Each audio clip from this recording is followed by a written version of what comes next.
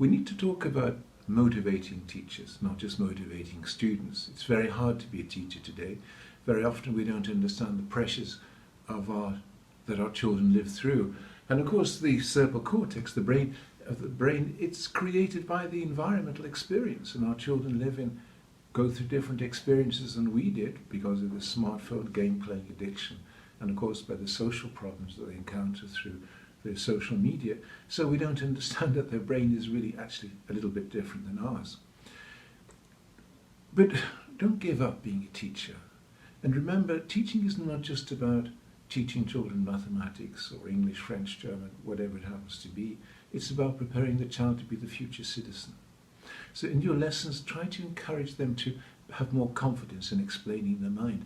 And if you can get them more interactive, then you'll help them to be able to understand not only more what they're saying, but more a belief in themselves, so they can present themselves better in the future society. Of course, we have three basic problems: motivating the students, getting through the lesson content in the time that we have, and really trying to find ways to improve the ability of the students. So I explain all this in my online teacher training course. But basically, try to motivate the students by finding a purpose for themselves in the world. They live, of course, in a childish teenager world at the moment, often through illusion of the smartphone game-playing addiction.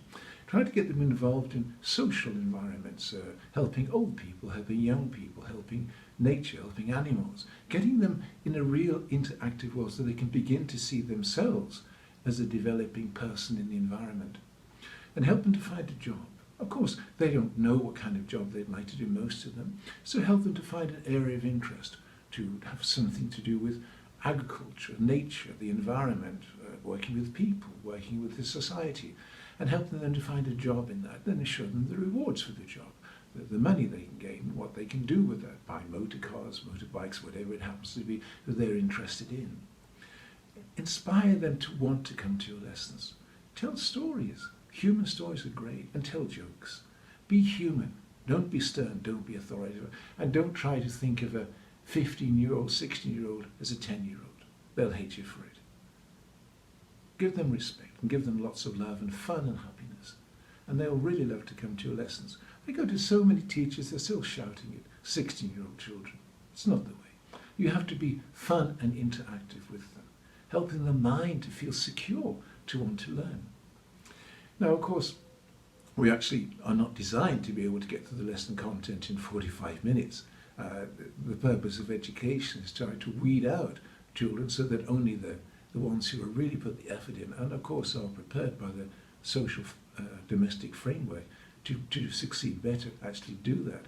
School is just about finding the managers and the difference between those who will be managed in the future generation. That's all it still is. Nothing's changed in 100 years. So try to find ways to make your lessons more interactive.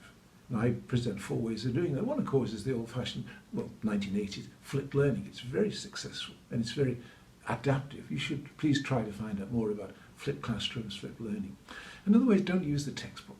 When you use a textbook, you're limiting the student to what they understood on previous pages. If you tell them to open page 45, how well they understand 45 will be relative to what they understood on 44, 40, 37, and so on.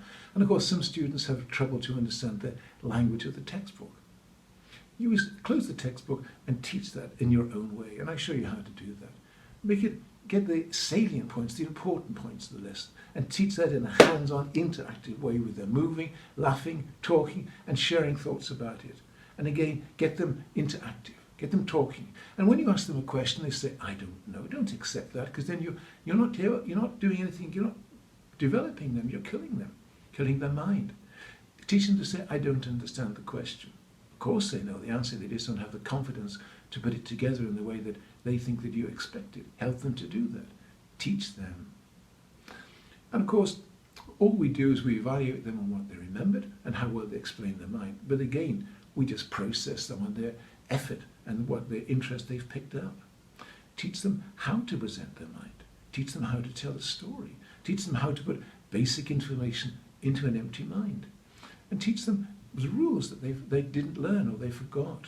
Rules of how to spell a word, rules of grammar, rules of storytelling. This is what makes the language content.